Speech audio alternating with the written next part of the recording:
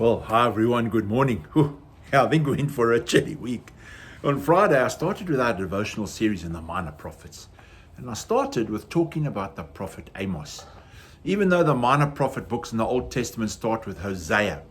Now, if you wondered about the order of the 12 minor prophets in the Old Testament, they ordered loosely in chronological order. I didn't start with the first major prophet being Hosea, but I said I wasn't going to do the minor prophets in any order.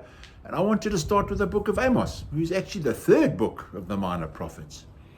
When God called Amos, he was a sheep herder and a sycamore fig grower. However, God used Amos to bring a timely word to Israel. I mean, God can use anybody to bring his word forth to his people.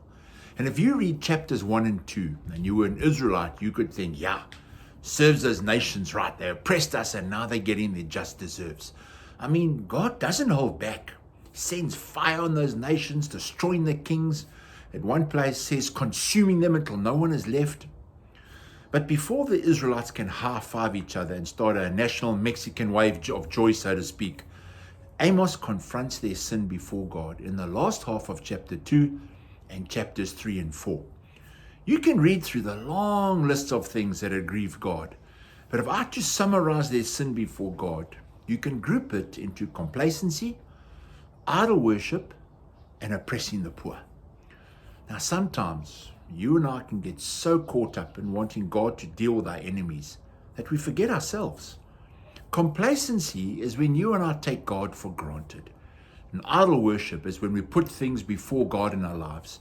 And oppressing the poor is when we look around us and instead of lending a helping hand where we can, we take on the attitude of, I'm all right, Jack, pull up the ladder, so to speak. Now, I don't think for a minute that you and I need to walk around with a guilt complex all the time.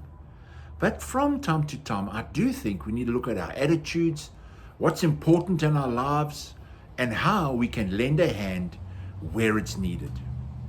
This morning, I'd like you to give Amos chapters 3 and 4 a read.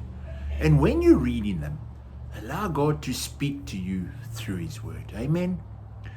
Guys, it's always wonderful to spend this time with you. Thank you for sharing your morning with me. Have a great day. May God bless you. And I'll speak to you again tomorrow.